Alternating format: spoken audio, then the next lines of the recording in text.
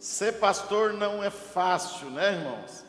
Mas quando a gente vê toda a família da gente no altar servindo, a gente tem um coração muito grato de ver isso acontecendo. Eu sou grato a Deus pelo aquilo que Ele tem feito na nossa vida. Que legal daquilo que Deus tem feito na nossa vida. Está comigo aqui hoje.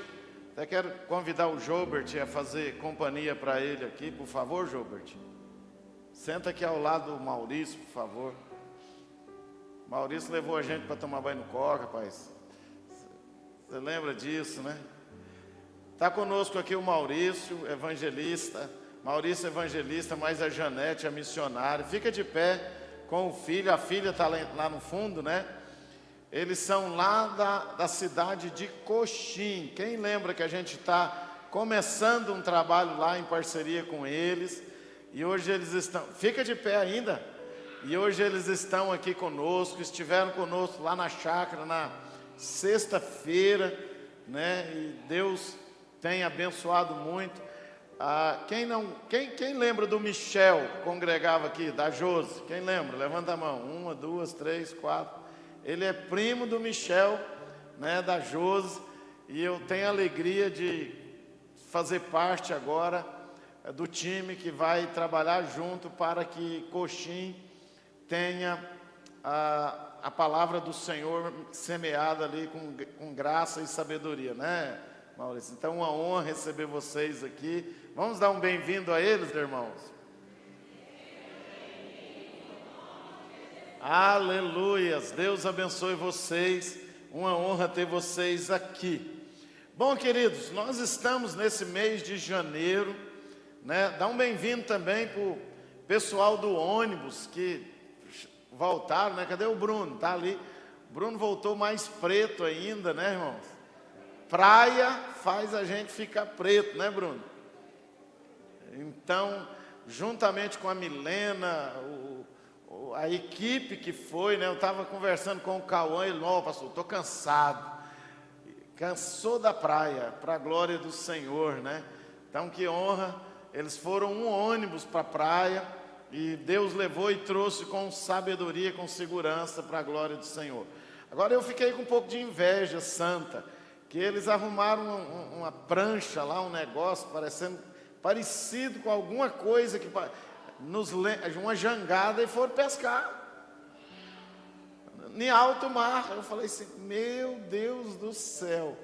E pelo que eu vi, não tinha ninguém de colete lá, não. Queria com emoção, né? Seus irresponsáveis. Depois tem que chamar o pastor para reconhecer o corpo ainda. É isso aí, foi muito legal. E também alguns irmãos ainda estão viajando e continue orando por eles. Mas no mês de janeiro nós estamos com uma proposta de planejamento. Repete comigo, planejamento. Entregue os teus planos ao Senhor, confia nele e Ele tudo fará. Entrega o teu caminho ao Senhor, confia nele e Ele vai realizar os desejos do seu coração.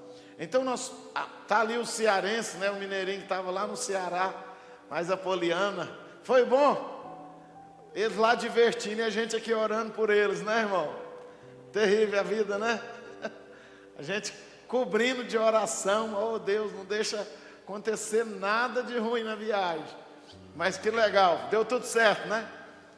Que legal, que legal. Então, queridos, como eu estava falando, janeiro, nós estamos trabalhando o planejamento. Como é a forma de você mudar o seu futuro? Na virada do ano, eu trouxe uma mensagem aqui, falando sobre as 3 dimensões do tempo. Quem se lembra das 3 dimensões do tempo? Passado, presente e futuro. E qual a dimensão do tempo que a gente pode mudar? Só o nosso futuro. O futuro é aquilo que a gente pode mudar, que a gente pode influenciar nesse futuro. Quando você faz um curso numa faculdade, você está mudando o seu futuro. Quando você faz uma formação profissional, você está mudando o seu futuro. Quando você faz um planejamento, você está dando um norte para Deus abençoar a sua vida. Quando você decide na sua alma que você vai caminhar numa direção, Deus então faz mover os céus e a terra para abençoar você naquela direção. Por isso, a gente precisa planejar. Próprio Deus tem planos, tem projetos. Então escreve aí no seu plano, falar inglês, no Focus School, que vai ter aqui.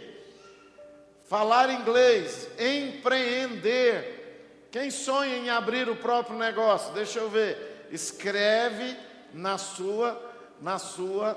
seus alvos, no seu projeto de vida, e ora a esse respeito. Posso ouvir amém? E você vai orar a esse respeito. Então, baseado nisso, nós vamos no final do culto orar por cada projeto de vida aqui. Eu quero compartilhar com vocês uma palavra que Deus colocou no meu coração. Eu ministrei essa palavra lá em Pires do Rio. A Lu estava com a gente lá, né? Mas o Rick tá lá em Rio Verde hoje. O Rick tá em casa. Mandou localização lá de Rio Verde. Eu falei, então nós fomos, e Deus me deu essa mensagem para pregar lá na Igreja de Cristo de Pires do Rio. Mas aí, olhando essa mensagem, falei, vou trazer ela para a nossa comunidade também. O tema é um novo amanhecer. Repete comigo, um novo amanhecer. A palavra do Senhor que nós vamos ler está em Isaías, capítulo 60, versículo 1. Isaías, capítulo 60, versículo número 1. Se você pode abrir a sua Bíblia, está escrito assim: levanta-te, resplandece. Vamos ler de pé para praticar o que está aqui? Levanta-te, repete comigo, levanta-te, resplandece, porque já vem a tua luz, e a glória do Senhor vai nascendo sobre ti. E a glória do Senhor vai nascendo sobre ti. Põe a mão no coração e diga: Senhor Jesus, fala conosco, ministra no nosso coração, segundo a tua vontade. Amém. Amém. Palavra do Senhor, revelando que um novo tempo está chegando. Deus faz novas todas as manhãs. Se a gente pudesse dar um dos sinônimos de Deus, esse sinônimo é renovação. Deus renova tudo e todos os dias. Deus, ele tem uma visão de movimento. Aliás, Deus é movimento. Então, quando Deus fala através do profeta Isaías, levanta, é que ele quer mostrar algo novo, porque é um tempo novo, uma nova oportunidade, uma expectativa renovada, uma esperança renascida. Deus quer trazer para nós. A luz de Deus está brilhando mais forte do que nunca nos nossos dias. Talvez você olha para um lado, tem tragédia, ora por outro, tem tristeza. E como eu preguei aqui há 2 domingos atrás, talvez você é tão saudosista que você fala em seu coração que o tempo passado foi melhor do que o tempo presente, o que não é verdade. O tempo passado não pode ser tratado como melhor do que o tempo presente, porque o tempo presente é o melhor de Deus para você, chama-se hoje. Não é amanhã e nem é o passado. Então, quando Isaías escreve isso aqui, em primeira mão, ele estava escrevendo para os judeus. Qual a circunstância dessa profecia? O texto acima revela uma profecia sobre Jerusalém. Aliás, todo o capítulo 60 do livro de Isaías está tratando de uma profecia sobre Jesus e Jerusalém. O alvo desta palavra era Israel. E ele revela algo muito interessante, porque a circunstância histórica, o contexto histórico dessa profecia não era um contexto muito fácil. A palavra do Senhor diz que Israel havia estado cativo na Babilônia, havia estado em estado de opróbrio, de vergonha, de angústia de alma, de tristeza. E aí eles agora retornaram para Jerusalém. Eles estão no pós-cativeiro, mas a vergonha, a dor, o opróbrio, a humilhação ainda não havia saído do coração daquele povo. O povo havia experimentado o juízo de Deus por causa do pecado que eles cometeram. A perca do templo, o local da referência espiritual deles, que era o templo de Jerusalém, havia sido destruído. E eles também perderam a identidade nacional, porque junto com os judeus que voltaram da Babilônia, voltaram judeus que haviam se casado com outras mulheres, com outros homens, uma mistura enorme havia acontecido. Então eles estavam com um sentimento de perca, um sentimento de abandono e vivendo em total escuridão espiritual. O desânimo, a derrota estavam estampados nos rostos. Todos estavam agarrados ao passado, perguntavam entre si por que nos sobreveio tanta vergonha.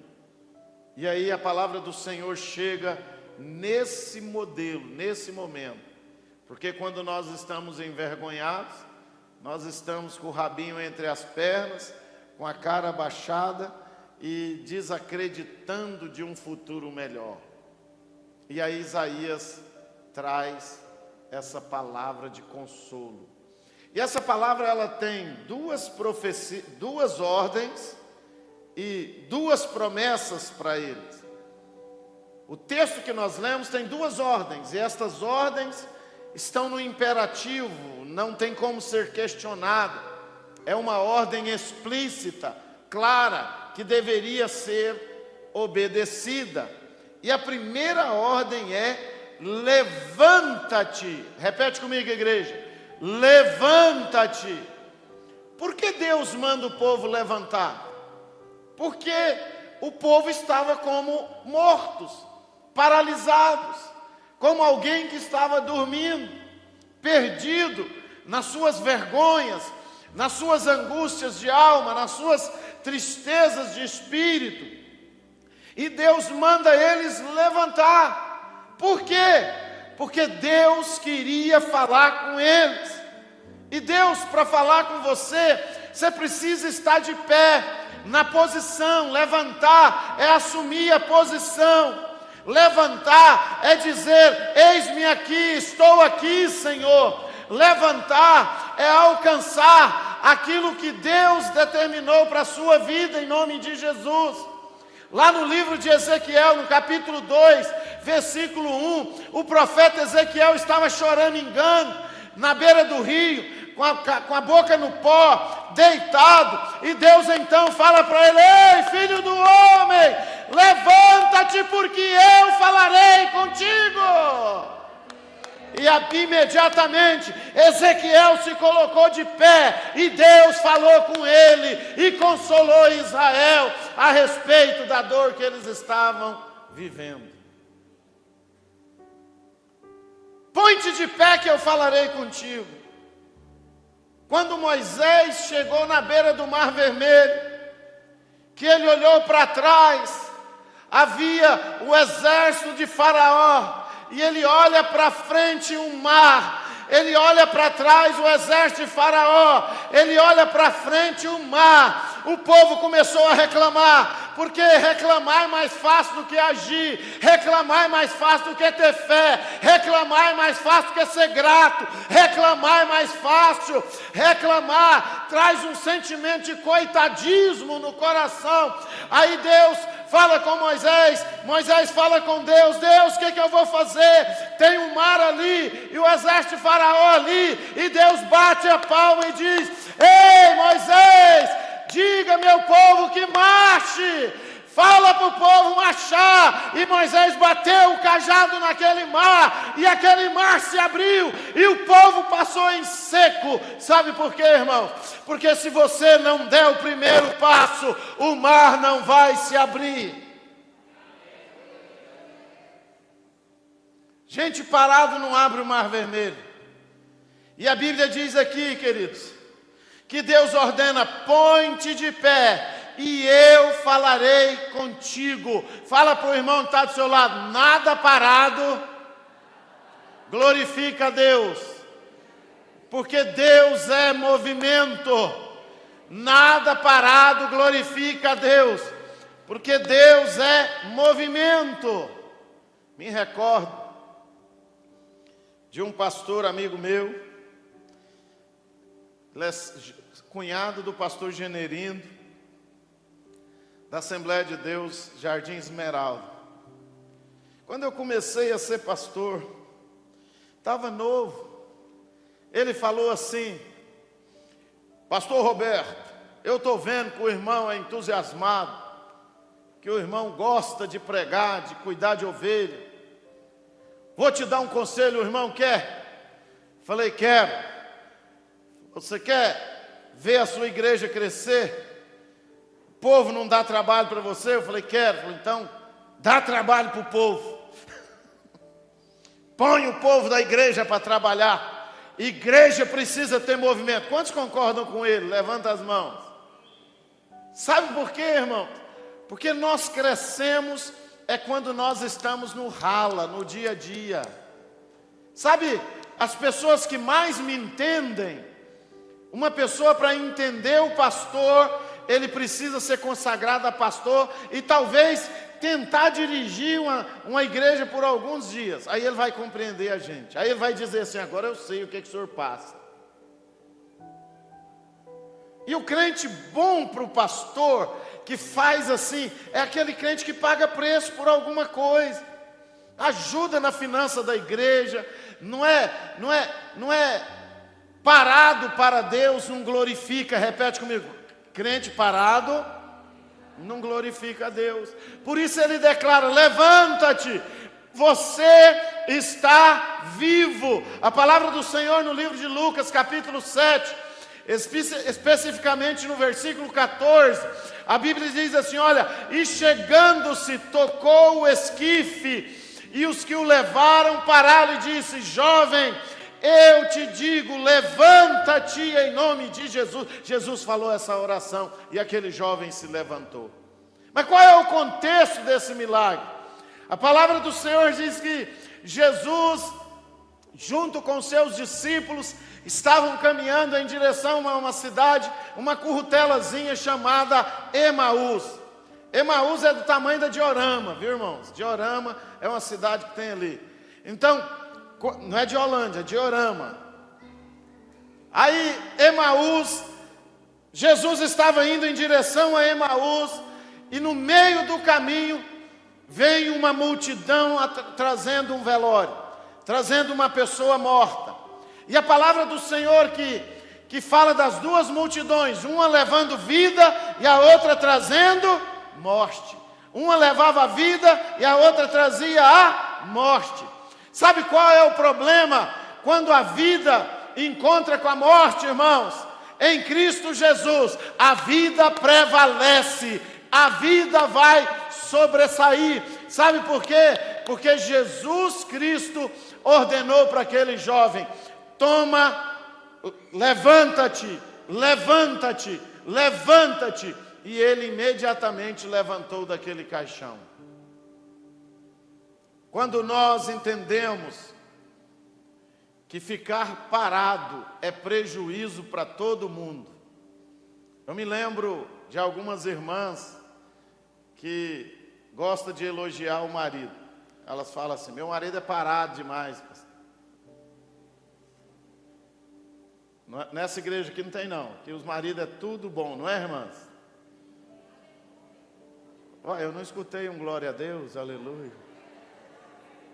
Nessa igreja não tem marido parado. Eu vou repetir de novo: nessa igreja não tem marido parado.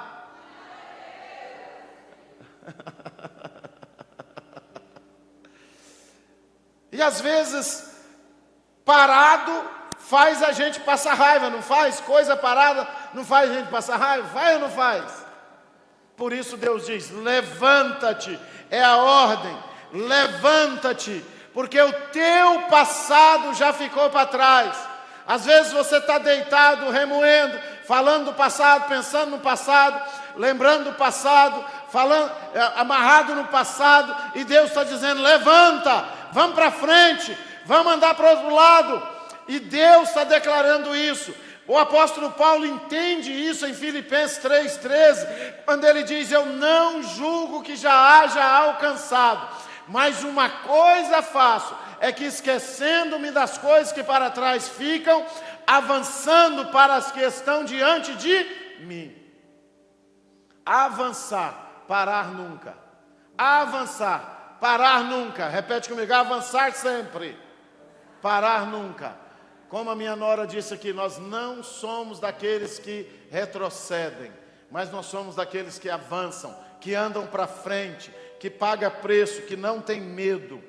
A segunda ordem que Isaías transmite para nós nesse texto é: resplandece. Repete comigo, igreja: resplandece. Não basta ficar de pé, você tem que aparecer. Isso fala de uma pessoa que reflete a luz de Cristo. Resplandecer. O sol brilha, a lua resplandece a luz do sol. O sol entrega luz para a lua, mas a lua resplandece a luz do sol. Aquele que está em Cristo, a luz de Cristo vai aparecer na vida dele. Vai ou não vai, irmãos? Amém? Vai ou não vai? Aquele que está em Cristo vai resplandecer a luz de Jesus na vida dele. Não tem como esconder uma pessoa que está em Cristo Jesus. Não tem como esconder uma pessoa que está em Cristo Jesus. Quem é a pessoa que resplandece? A pessoa que venceu o medo, a timidez. A Bíblia diz assim, no capítulo 10, versículo 47 do livro de Marcos: e ouvindo que era Jesus de Nazaré, começou a clamar e a dizer: Jesus, filho de Davi, tem misericórdia de mim. E muitos o repreendiam para que se calasse, mas ele clamava mais alto, ele gritava mais: filho de Davi, tem misericórdia de mim. Qual é o contexto desses versículos? Jesus estava entrando numa cidade chamada Jericó. É a cidade mais antiga que se tem notícia, é a cidade de Jericó. E ele entra naquela cidade, e tinha um ceguinho, chamado Bartimeu, sentadinho, quietinho, à beira do caminho, cantando a música: deixa a vida me levar, a vida leva eu, a música do cara lá do Rio de Janeiro. E ele estava quietinho, paradinho, mas alguém falou um negócio para ele que mudou tudo, Maurício, na vida dele. E pode mudar tudo na sua vida ainda hoje. Alguém disse para ele assim: Jesus de Nazaré está passando aqui. Se fosse aquele cara lá do carro de som: a pamonha de Piracicaba está passando aqui. Não, eles disseram: Jesus de Nazaré está passando aqui.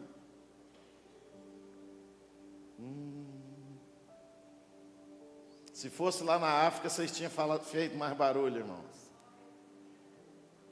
Eu vou repetir de novo.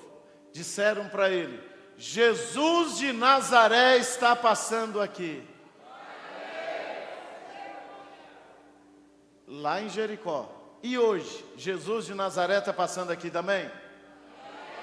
Está passando aqui também, irmãos?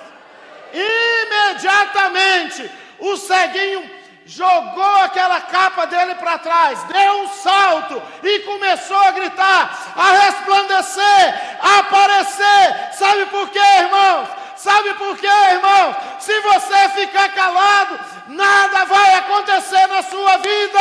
A Bíblia diz: pedi e dar-se-vos-á, batei e abrir-se-vos-á. Aleluia! Bate, busca, solta, vai lá, faz alguma coisa, pelo amor de Deus. Quando aquele homem dá um salto, aí vem a turma do deixa disso, não incomoda Jesus não. Se fosse um tímido, fala, se fosse goiano, não, fosse mineiro lá de Formiga, ele ia falar assim, dá trabalho para Jesus não, depois eu faço uma pamonha e levo para ele lá na casa do Zaqueu, não vou mexer com isso não. Mas não foi isso que o cego, não foi isso, o cego não era mineiro, não era goiano. Sabe o que o cego falou? Gritou mais alto, pulou mais alto, e as pessoas dizem, não incomoda Jesus, e ele resplandeceu, ele viu uma grande oportunidade na vida dele, e a palavra do Senhor diz, que toda a multidão parou, e Jesus olhou para ele, e perguntou, o que você quer que eu te faça? E a vida daquele homem foi transformada. A vida daquele homem foi totalmente transformada. Resplandece, diz a palavra do Senhor. Larga de ser tímido, seja audacioso. Pedir um salário de R$1.000 e um salário de 1 milhão, gasta o mesmo tempo de oração. Então por que você pede só de R$1.000? Resplandece, seja ousado diante de Deus. Faz alguma coisa que vai desafiar o próprio Deus. Resplandece em 2026. Resplandecer é dar testemunho, é mostrar a luz de Cristo aonde você está. Não tem como esconder uma lamparina acesa. Não tem como esconder uma lâmpada acesa. Você pode colocá-la debaixo da cama. Você vai olhar lá, está tudo clarinho. Sabe por quê, irmãos? Porque ontem eu estava fazendo um discipulado com um grupo de pessoas lá em casa. E o assunto era demônios. E as pessoas crentes, às vezes, têm dificuldade de expulsar demônios. Quantos gostariam de expulsar um demônio? Uma legião? Levanta a mão, irmãos. Vai. O que é isso? E aí, o assunto era demônios. E algumas pessoas naquela mesa diziam, eu não tenho dificuldade de mexer com isso. Vem retaliação na minha vida. Então eu disse algo para elas. Falei assim, o diabo não pode tocar no crente. Mas pior ainda, não é nem tocar. O diabo nem dá conta de olhar para um crente. Sabe por quê, irmãos? Porque queima as vistas dele. Ele não dá conta nem de olhar para um crente. Não é porque o crente brilha, é porque o Cristo que está nele brilha nele de uma maneira que ofusca a visão do diabo. Então por que tem medo do diabo? O diabo, às vezes, tem um crente que ele chega assim, dá de cara com o diabo, sai correndo para um lado e o diabo sai correndo para o outro. Por quê? Porque o diabo não pode nem olhar para um cristão verdadeiro, ainda mais tocar nele. Quem é que resplandece? É aquele que tem Jesus. A Bíblia diz assim, Em Apocalipse 22:16, eu, Jesus, enviei o meu anjo para vos testificar estas coisas na igreja. Eu sou a raiz e a geração, diz Davi, a resplandecente estrela da manhã. Quem quer resplandecer? Levanta as mãos. Se encha de Jesus. Se encha de Jesus. Se encha de Jesus. Certa feita, um irmão chegou em mim e falou: pastor, eu tenho problema com pornografia. Qual é a solução? Eu falei: a solução para a pornografia é a mesma solução para todo e qualquer tipo de pecado. Como que é? É você esquecer o pecado que você está cometendo, arrepender dele e vai para a presença de Jesus. Eu já arrependi, mas eu caio de novo, é porque você não vai para a presença de Jesus. Quando você vai para a presença de Jesus, não tem pecado que prevalece na sua vida. Posso ouvir amém, irmãos? Não tem pecado que tem força na sua vida. Você às vezes foca no pecado, enquanto você deveria focar em buscar a presença do Senhor. É buscar a oração, é buscar em jejum, é buscar em consagração. Quando você foca no pecado, você está tirando os olhos de Jesus, autor e consumador da nossa fé. Está tirando os olhos da vitória e colocando os olhos na derrota. Por isso Jesus fala: eu sou a resplandecente estrela da manhã. E tem duas promessas.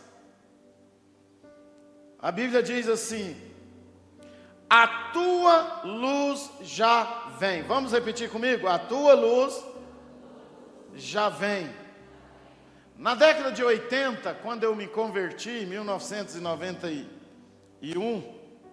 1989, nós tínhamos um ditado muito conhecido na época. Era um dizer popular que os católicos, os irmãos católicos, diziam que estava na Bíblia. Mas eu nunca achei essa passagem na Bíblia, mas eles diziam que estava na Bíblia. E o dito popular era assim: 1000 chegará, 2000 não. Todo mundo conhece, né? E então, na década de 80, a pregação prevalecente nas igrejas era escatológica. Era escatologia. Até livro do Alejandro Bullion, da Igreja Adventista, eu li. Tanta que a escatologia fazia presença nas igrejas. E uma das coisas mais pregadas naquela época era: Jesus está voltando. Jesus vai voltar antes do ano 2000.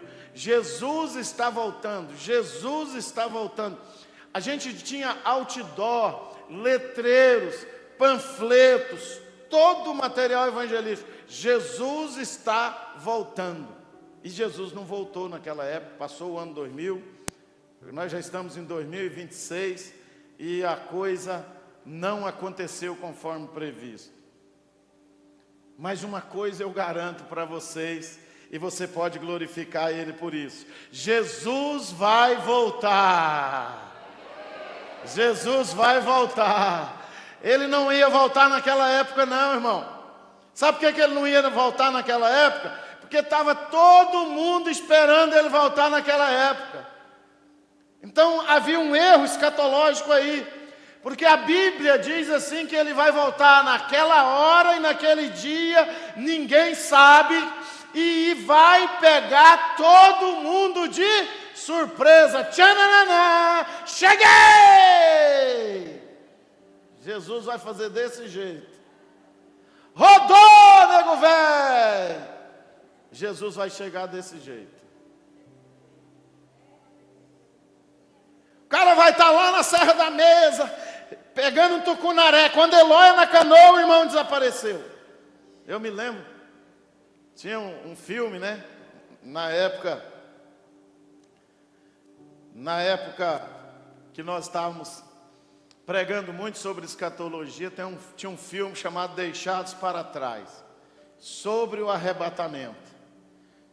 E eu eu tenho vontade de encontrar quem escreveu aquele filme, para dar um safanão na orelha dele. Falar para ele, cria vergonha, rapaz, como é que você faz um filme daquele? Porque ele fez o filme do arrebatamento, e o pastor chegou na igreja para pregar e descobriu que só ele que tinha ficado. Não é um ordinário, um diretor de cinema desse, irmão? Esse cara não precisa levar uma peia. Quem concorda? Concorda, pastor Daniel? Você é pastor também, fica esperto. Precisa ou não precisa levar uma peia, um diretor de cinema desse? Como é que todo mundo vai e só o pastor que fica? Não, aí não, hein? Então, quando nós entendemos que Jesus vai voltar, nós podemos estar atentos a isso todos os dias da nossa vida. E quando é que ele vai voltar? Na hora que ninguém espera. Aqui no livro de Mateus capítulo 24, versículo 30, diz assim, olha, então aparecerá no céu o sinal do Filho do Homem, e todas as tribos da terra se lamentarão, e verão o Filho do Homem vindo sobre as nuvens, com poder e grande glória. A tua luz está chegando, igreja. Aguenta mais um pouco, porque o teu Salvador está voltando. Ele vem te buscar. Igreja gloriosa, faça projeto para 100 anos, mas espere Jesus para hoje.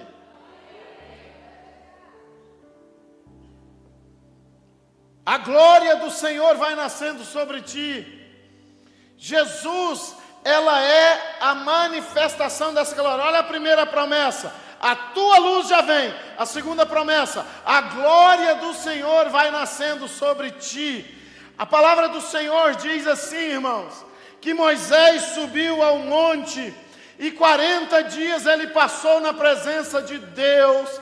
E quando ele volta do monte, o olho, o rosto, a face de Moisés estava brilhando de uma maneira que ninguém conseguia olhar para ele, de uma maneira que ninguém conseguia olhar, fixar os olhos em Moisés.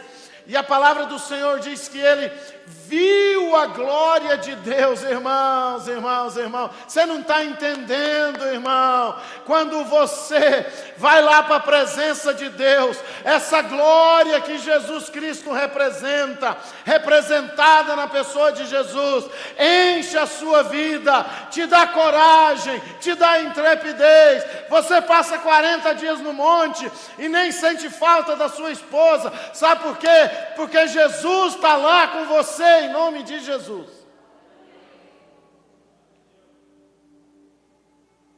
Moisés, foi preciso colocar um véu para que as pessoas pudessem conversar com ele. A palavra do Senhor diz aqui que a glória do Senhor vai nascendo sobre ti. Hebreus capítulo 1, verso 3 fala assim, olha, o qual sendo o resplendor da sua glória e a expressa imagem da sua pessoa, e sustentando todas as coisas pela palavra do seu poder, havendo feito por si mesmo a purificação dos nossos pecados, assentou-se à destra da majestade nas alturas. Repete comigo aqui, olha.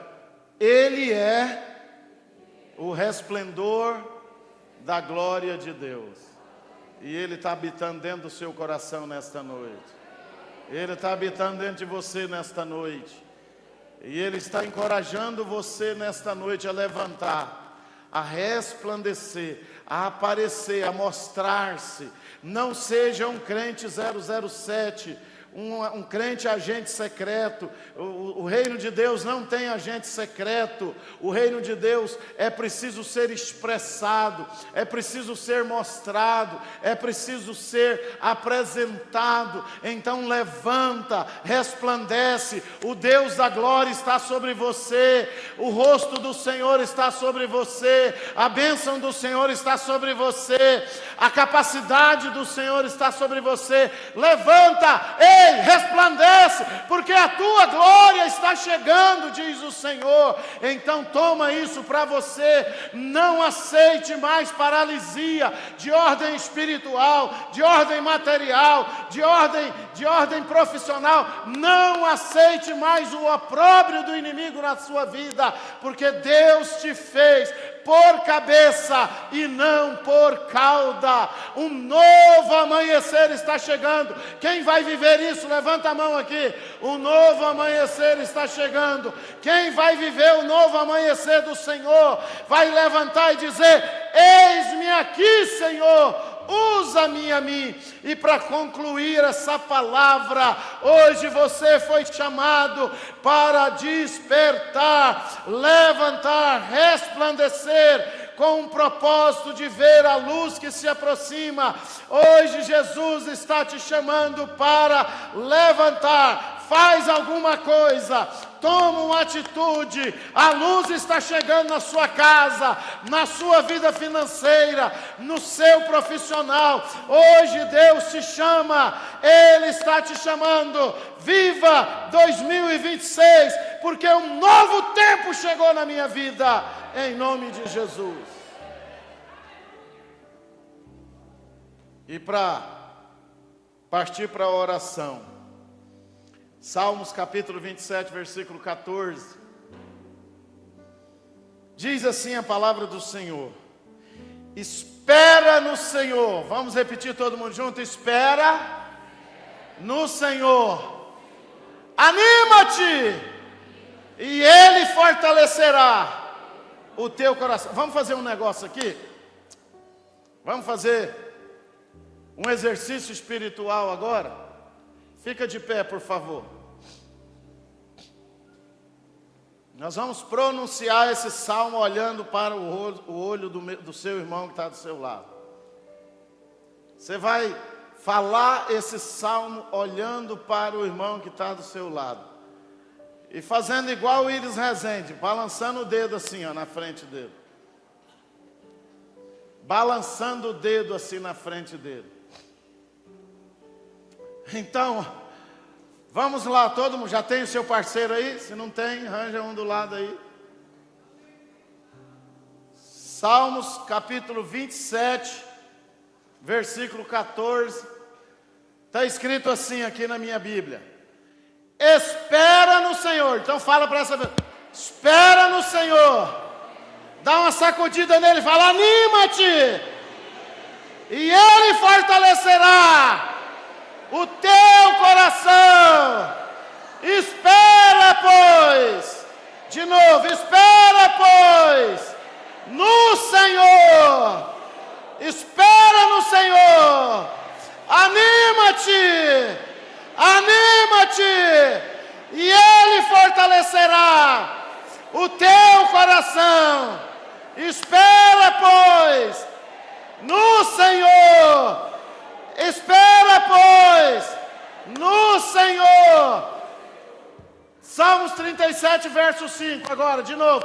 Entrega o teu caminho ao Senhor. Entrega o teu caminho ao Senhor. Confia nele. Confia nele. E Ele tudo fará. Ele tudo fará. Ele tudo fará. Ele fará de tudo. Glorifica